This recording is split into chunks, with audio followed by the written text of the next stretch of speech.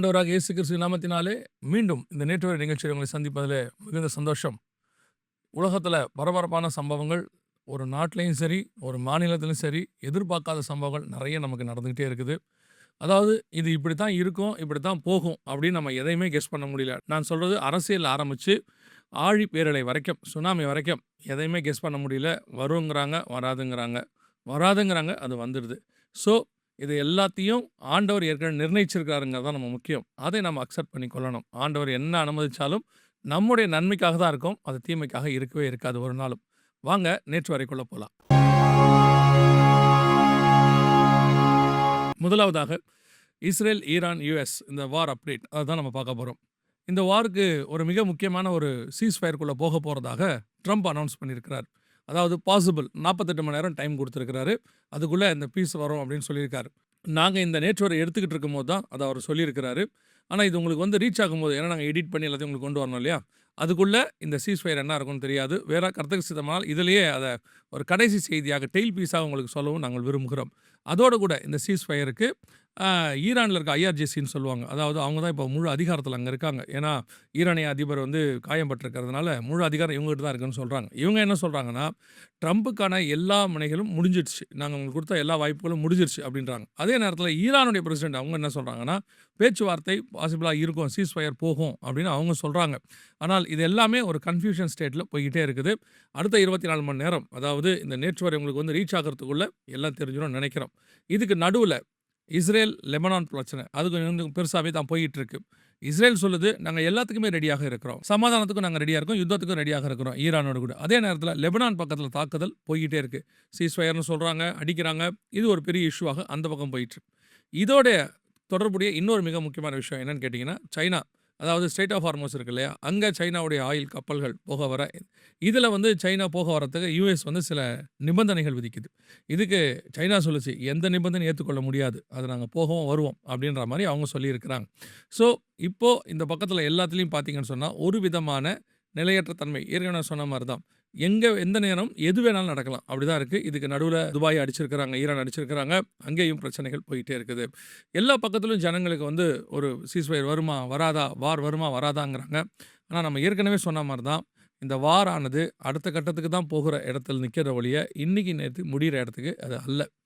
பொறுத்திருந்து பார்ப்போம். அதுக்கப்புறம் வர அப்டேட்டை இதே நேற்று வரல உங்ககிட்ட கொண்டு வரோம். நம்ம அடுத்த விஷயத்துக்குள்ளே போக போகிறோம். இது அர்மேனியாவில் நடக்கக்கூடியதான மிக முக்கியமான சம்மிட், அதாவது EU சம்மிட், யூரோப்பியன் யூனியனுடைய சம்மிட். இதுக்கு எங்கே இதில் இம்பார்ட்டன்ஸ் அப்படின்னு கேட்குறீங்களா? நமக்கு எல்லாருக்கும் தெரியும், அடுத்து வரக்கூடியதான வல்லரசு யூரோப்பியன் யூனியன் தான். எழும்பக்கூடிய ரைசிங் பீஸ்ட், வெளிப்படுத்தல் 13:1 அவங்க தான். இதில் நம்ம நிறைய ப்ரூஃப்ஸ் நமக்கு இருக்குதுன்னு வச்சுக்கோங்களேன். ஆனால் இப்பொழுது மிக முக்கியமான ஒரு மூவை அமெரிக்கா பண்ணியிருக்கு. என்னன்னு கேட்டிங்கன்னா, ஜெர்மனியில் இருக்கக்கூடிய நேட்டோ படைகளுடைய ட்ரூப்ஸ் 10,000க்கும் மேற்பட்டவர்களை ட்ரம்ப் திருப்பி பெற்றிருக்கிறார். அதாவது இந்த நேட்டோங்கிறது எதுக்காகன்னு கேட்டிங்கன்னா, இந்த சைனா, இந்த ரஷ்யா கிட்ட இருந்து ஐரோப்பாவை பாதுகாக்கிறதுக்கு 2ஆம் உலக யுத்தத்துக்கு பிறகு இது ஏற்படுத்தப்பட்டது. பாதுகாப்பதற்காக அமெரிக்காவோட ஒப்பந்தம் போட்டு அமெரிக்காவுடைய இராணுவம் இந்த எல்லா நிலைகளிலும் ஐரோப்பாவோடு ரஷ்யா எங்கெங்கெல்லாம் இருக்குதோ அந்த நிலைகளெல்லாம் வைக்கிறதுக்கான ஒரு பேச்சுவார்த்தை தான் இந்த நேட்டோ. அதன் மூலமாக இதெல்லாமே போய்கிட்டே இருந்துச்சு. இப்போது சமீபத்தில் ஈரானுடைய இஷ்யூவில் இந்த ஏர்போர்ட்டை பயன்படுத்துறதுக்கு ஜெர்மனி போன்ற நாடுகள் ஒத்துக்காததுனால ட்ரம்ப் என்ன பண்ணார், நான் நேட்டோடைய அவங்களுடைய பங்கை நான் பின்வாங்க போகிறேன் அப்படின்னு சொன்னார். சொன்னது மட்டும் இல்லை, இப்போ என்ன பண்ணியிருக்கிறாரு, அதிலிருந்து அவர் வெளியே வந்திருக்கிறார். ஏற்கனவே அவர் இந்த த்ரெட்டு கொடுக்கும் போதே யூரோப் சொல்லிருச்சு, நமக்கான இராணுவத்தை நம்ம தான் உருவாக்கணும் அப்படின்னு சொல்லிருச்சு. ஸோ யூரோப்பியன் யூனியன் அடுத்த வல்லரசாக உருவாகுது. இங்கே ஐரோப்பாவிலிருந்து அமெரிக்கா பின்வாங்குது. இது நீங்கள் எப்படி பார்க்கணும், அமெரிக்கா தன்னுடைய ஆதரவை வாபஸ் வாங்குதுன்னு பார்க்கக்கூடாது. அமெரிக்கா ஐரோப்பாவிலிருந்து பின்வாங்குது. இப்போ ஐரோப்பா தன்னுடைய சுய பலத்தில் எழும்ப போகுது, இராணுவத்தை அமைச்சு கொள்ள போகுது. ஏற்கனவே அதுக்கு அவங்க தயாராகி நிறைய விஷயத்தை செஞ்சுட்டு இருக்கிறாங்க. ஸோ இப்போ அவங்க என்ன முடிவு எடுக்கிறாங்க இந்த அர்மேனியாவில் அப்படின்னா, இந்த ஜெர்மனியில் அவங்க பின்வாங்கின பிறகு நடக்கிற முதலாவது சம்மிட். ஸோ அடுத்த மிக முக்கியமான முடிவு எடுக்க போகிறாங்க. இது உங்களுக்கு ஆக்சுவலாக என்ன செய்ய போகுது அப்படின்னு சொல்லி கேட்டிங்கன்னு சொன்னால், அமெரிக்கா வீழ்ச்சி அடைஞ்சு அந்த இடத்துல மிக முக்கியமான இடத்துக்கு ஐரோப்பா வருகிறது. அதாவது அடுத்த வல்லரசு மிக முக்கியமாக எழும்புறதுக்கு இன்னொரு மிக முக்கியமான சம்மிட் அங்கே நடக்குது. இதன் முடிவில் நமக்கு இதை பற்றின எல்லா டீட்டெயில்ஸும் தெரியும். இதையும் உங்களுக்கு அப்டேட்டாக நாங்கள் கொண்டு வருகிறோம். கர்த்தருக்கு சித்தமானால் அடுத்த மிக முக்கியமான விஷயத்தை நாம் பார்க்க போகிறோம். இது சைனாவில் இருக்கக்கூடியதான ரோபோட் ஃபேக்ட்ரி. இப்போ நம்ம ரொம்ப நாளா சொல்லிக்கிட்டு இருந்தோம் இல்லையா? ஹியூமனாய்ட் ரோபோட்ஸ் இதெல்லாம் பத்தி பேசிக்கிட்டு இருந்தோம். வெளிப்படுத்தல் 13:15 படி அந்த மிருகத்தின் சிலை பார்க்குமாம், பேசுமாம் எல்லாம் இருக்கு இல்லையா? அது அப்படியே இப்போ 100% நம்ம கண்ணுக்கு முன்னாடி நடக்க ஆரம்பிச்சிருச்சு. இது ரொம்ப நாளா நடந்துகிட்டு இருக்கு. ஆனா, இதில டேஞ்சரான ஒரு விஷயத்த தான் இந்த விஷயத்தில சொல்ல வரோம். என்னன்னு கேட்டீங்கன்னா, ஒரு ரோபோட்ட இன்னொரு ரோபோட்டே உருவாக்குது. அதான் இங்க ரொம்ப இம்பார்ட்டன்ட். இந்த ரோபோட் ஃபேக்டரிக்குள்ள பல நிலைகள் இருக்கு. 2 முக்கியமான விஷயத்த மட்டும் தான் இதில உங்களுக்கு சொல்ல விரும்புறேன். பல நிலைகள் இருக்கு. இத வந்து மனுஷனுக்கு யூஸ் பண்ண போறோம். மெடிக்கலுக்கு யூஸ் பண்ண போறோம். எஜுகேஷனுக்கு யூஸ் பண்ண போறோம். இப்படி நெறைய கதை சொல்லிக்கிட்டே இருக்கிறாங்க இல்லையா? அவங்க யூஸ் பண்றாங்க. எப்பவுமே எந்த ஒரு விஷயமும் உள்ளே நுழையும் பொழுது, நமக்கு யூஸ்ஃபுல்லா இருக்கிற மாரி தான் நுழையும். செல்ஃபோன் எடுத்துக்கோங்க. ஆரம்பத்தில நமக்கு வரும்போது ஒரு கன்வீனியன்சி. ஆனா இன்னைக்கு செல்ஃபோன் உங்களை எண்ணி ஆளத் தொடங்கி விட்டது இல்லையா? பிள்ளைகள் அடிக்ட் ஆயிருச்சு. நமக்கு மஸ்ட் ஆயிடுச்சு. இது இல்லாம எதுவுமே செய்ய முடியாதுங்கிற இடத்துக்கு நம்ம வந்துட்டோம். அதே மாதிரி தான் ரோபோட் இப்போ உள்ளுக்குள்ள நமக்கு யூஸ்ஃபுல்லா வருது. ஒரு வேலைக்காரன மாரி. அதில ஒரு எஜுகேஷன் பர்ப்பஸ்க்கு, ஹெல்த் இஷ்யூஸ்க்கு இந்த மாரி காரியங்களுக்கெல்லாம் அது வருது உள்ள. ஆனால் அது ஒரு காலத்தில் நம்மை அடிமைத்தனப்படுத்தும், ஆளுகை செய்யும். அப்படி நடக்குமா? அப்படின்னு கேட்டீங்கன்னா, பெரிய பெரிய வல்லுனர்கள், அதாவது இந்த ஏஐ அப்படிங்கிறதான டெக்னாலஜிய கண்டுபிடிச்ச பெரிய பெரிய வல்லுனர்களே, அது ஒரு நாள் உலகத்தை அழிக்கும். அதாவது மனிதனை அது முழுக ஆளுகை செய்யும் அப்படின்னு சொன்னாங்க. அதில ரொம்ப இம்பார்ட்டன்ட்டா இப்ப நீங்க பார்த்தீங்கன்னு சொன்னா, ஃபர்ஸ்ட்டு அது ஒரு ரோபோட் இன்னொரு ரோபோட்டை உருவாக்குற இடத்துக்கு அது வந்துருச்சு. அதாவது அதுக்கு தனக்கு தானே கிரியேட் பண்ணிக்குது. ரோபோட் ஆர்மின்னு சொல்றாங்க. அதாவது மனுஷன் இன்னொரு மனுஷன உருவாக்கும். ஆணும், பெண்ணும் இணைந்து ஒரு மனுஷன உருவாக்குவாங்க. இது இயல்பு. ஆனால் இப்பொழுது அது எந்த இடத்துக்கு போயிருக்குன்னா, ஒரு ரோபோட் அதோடைய டெக்னாலஜி அது கொடுக்கிறதான ஏஐ ஆர்ட்டிஃபிஷியல் இன்டெலிஜென்ஸ் அது என்ன பண்ணுது? இன்னொரு ரோபோட்ட உருவாக்குது. இப்ப தனக்கு தானே உருவாக்குது. இதில நேவர் ஸ்டாப் அதான் ரொம்ப இம்பார்ட்டன்ட். அதில ஒரு வேர்ட் அவங்க அந்த வீடியோ வெளியிட்டவர் போட்டிருக்கிறாரு. It's never stop. அதாவது அது தனக்கு தானே என்ன செய்யாது? உருவாக்குறதை நிறுத்தாது. ஏன்னு சொன்னா, மனுஷனுக்கு தான் டயர்ட்னஸ்ன்னு ஒண்ணு இருக்கு. நீங்க எல்லாம் கவனிச்சு பார்த்தீங்கன்னா, ஒரு 8 மணி நேரத்துக்கு மேல 10 மணி நேரத்துக்கு மேல நம்மளால வேலை செய்ய முடியாது. ஒரு தூக்கம் வரும். ரெஸ்ட் எடுப்போம். இந்த மெஷின் வந்து ரெஸ்ட்டே எடுக்காதாம். வேலை செஞ்சுக்கிட்டே இருக்குமா. ஒரு ரோபோட்ட உருவாக்கிரும். அந்த ரோபோட் இன்னொரு ரோபோட்ட உருவாக்கும். உருவாக்கிக்கிட்டே இருக்கு. ஒரு பெரிய ஆர்மி 2ஆம் அதிகாரத்தில போய் வாசித்து பாருங்க. 4வது முதல் 14வது வசனம் வரைக்கும் நீங்க வாசித்து பாருங்க. மிக முக்கியமான ரோபோட் ஆர்மிய பத்தி அங்க பேசப்பட்டிருக்கும். அந்த ரோபோட் ஆர்மி இப்ப நம்ம கண்ணுக்கு முன்னாடி உருவாகுது. இது 1வது. 2வது இதே ரோபோட் ஆர்மில இன்னொரு செக்ஷனுக்கு நீங்க போனீங்கன்னா, அதில பார்த்தீங்கன்னா, பெரிய பெரிய தலைவர்களுடைய முகங்கள் சிலிக்கான்ல செய்யப்பட்டு சிலிக்கான்னா மண்ணு தான்னு வச்சுக்கோங்களேன். உங்களுக்கு ஈஸியா புரியறதுக்காக சொல்றேன். அத லேப்ல குடுத்து மாத்துவாங்க. மனுஷங்களுடைய முகம் மாரியே செஞ்சிருக்காங்க. எலான் மாஸ்க் எல்லாருடைய முகங்கள், பெரிய பெரிய தலைவர்கள் முகம்லாம் அங்க இருக்கு.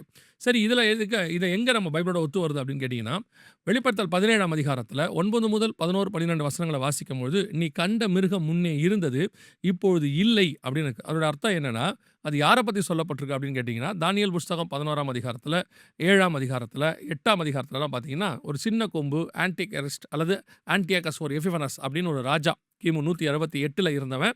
அதாவது அலெக்சாண்டருடைய 4 தளபதிகள் இருக்காங்க. செல்காட்ஸ் அப்படின்னு ஒருத்தர் இருக்கிறாரு. அந்த செல்காட் பரம்பரையில 8வதாக வந்தவன் தான். இவன பத்தி நம்ம நெறைய பேசியிருக்கிறோம்.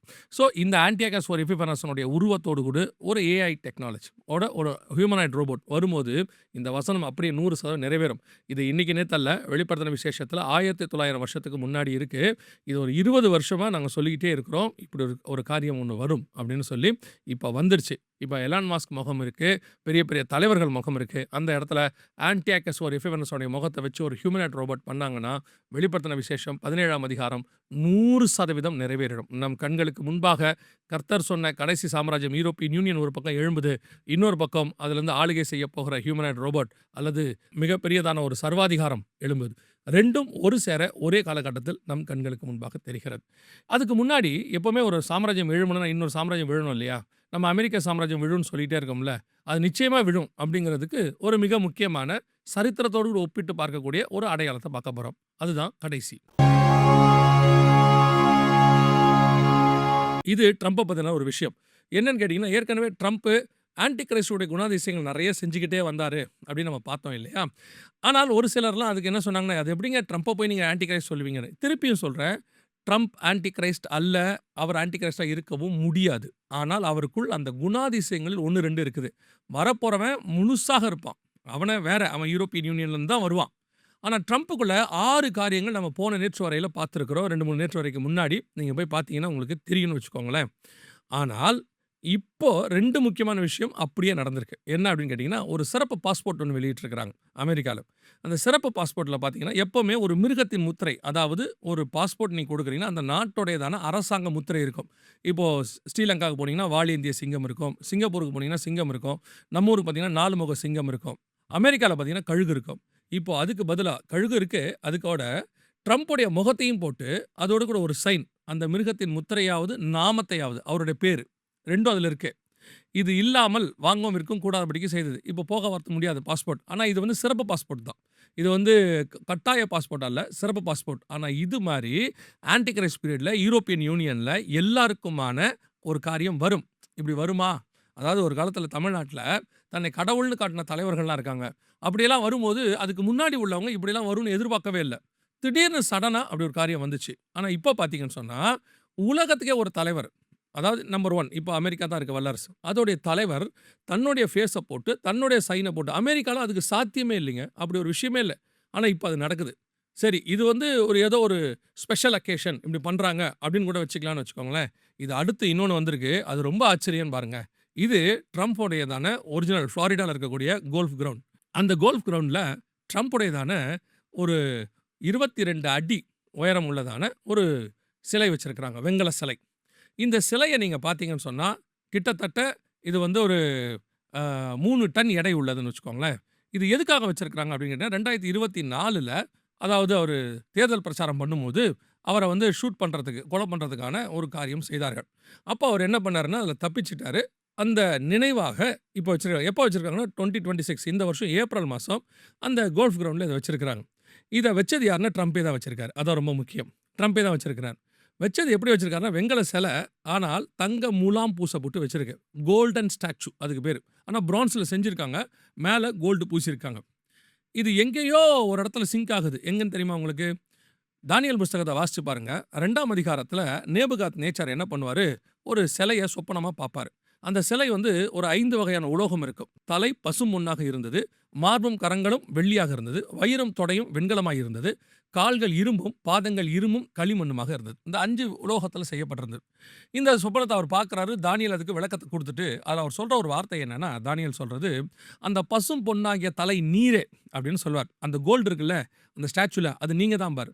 3ஆம் அதிகாரத்துல அடுத்து உடனே நேபுகாத் என்ன செய்வாரு, மிகப்பெரிய கோல்டன் ஸ்டாச்சு ஒண்ணு செய்வாரு. அது 3ஆம் அதிகாரம் 1, 2 வசனத்துல வாசிச்சீங்கன்னா, தூரா என்னும் சமபூமியில ஒரு மிகப்பெரியதான சிலை, அதாவது 60 முழ உயரமும், 6 முழ அகலமுமான ஒரு சிலை ஒண்ணு அவர் செய்வாரு. இத எங்க நிறுத்துவாரு? பொற்சிலை செய்வாரு. தூராங்க சமபூமியில நிறுத்துவார். இந்த பொற்சிலைனா எதுக்காக? அதோட அர்த்தம் என்னன்னா, அவர் ஏதோ ஒரு சும்மா ஒரு சிலை செய்யல. அதுக்கு முந்தின அதிகாரத்துல தானியேல் சொல்லியிருக்காரு, அந்த பசும் பொன்னாகிய தலை நீரே. இப்போ அந்த சிலை யார் மாரி இருக்கும்னா, நேபுகாத் நேச்சார் மாரி இருக்கும். ஏன்னா பொற்சிலை செய்தார். அவர் வெள்ளியில செஞ்சிருந்தார்னா அது வேற. வெண்கலத்துல செஞ்சா வேற. பொற்சிலை செய்து நிறுத்தினார். இது நடந்தது கிமு 7ஆம் நூற்றாண்டு காலத்திலே நடந்தது. ட்ரம்ப் வரும்போது மேதிய பெர்ஷியா சாம்ராஜ்யத்தில கோரேஸ் வரா மாரி வந்தாரு அப்படின்னு ஃபர்ஸ்ட் டைம் சொன்னாங்க. ஏன்னா அவர் வந்து என்ன பண்ணாரு, இஸ்ரவேலுக்கு அந்த தலைநகராக அத அனவுன்ஸ் பண்ணாரு. ஆனா 2வது முறை வரும்போது, அதுக்கு முந்தின சாம்ராஜ்யம் பாபிலோனுக்குரிய காரியத்த செஞ்சிருக்கிறார். அதாவது பொற்சிலை ஒண்ணு செய்து, அதில தங்க முலாம் பூசியிருக்கிறாங்க. வெண்கல சிலை தான். அதை செய்து, அதை வந்து ஒரு சமபூமியில இப்ப அவர நிறுத்தி இருக்கிறாரு. அந்த சிலை அவரே செஞ்சிருக்காரு. அதாவது அவருன்னா, அவரு ஒரு சிற்பிய வச்சு செஞ்சிருக்கிறாரு. அத அங்க வச்சிருக்காரு. ஆனா இன்னும் ஒண்ணு தான் நடக்கல. அதை எல்லோரும் வணங்க வேண்டும் என்று ஒரு உத்தரவு போட்டார் நேபுகாத் நேச்சார். இவர் அத போடல. இவர் அத செய்யல. ஆனால் சிலை வரைக்கும் செஞ்சு வச்சிருக்கார். நமக்கு தெரியும் ட்ரம்ப் கிறிஸ்தவத்திலேயே சிலை வழிபாடு இல்லாத கிறிஸ்தவ உடையவர். வேன்ஸாவது சிலை வழிபாடு உள்ள கிறிஸ்தவத்தின் பிரிவை சார்ந்தவர். இவர் சிலை வழிபாடு இல்லாத கிறிஸ்தவத்தை சார்ந்தவர். சிலை செய்யக்கூடாதுங்கிறது நன்றாக தெரியும். ஆனா ட்ரம்ப் இப்ப செஞ்சிருக்காரு, வச்சிருக்காரு. இது எதையோ ஒரு இடத்துல நமக்கு கனெக்ட் பண்ணுது ஸ்பிரிச்சுவலி. உங்களுக்கு புரியும்னு நினைக்கிறேன். கர்த்தருக்கு சித்தமானால் வருகை தாமதிக்குமானால் இன்னொரு நேற்று வரை நிகழ்ச்சியில் உங்களை சந்திக்கிறோம். God bless you.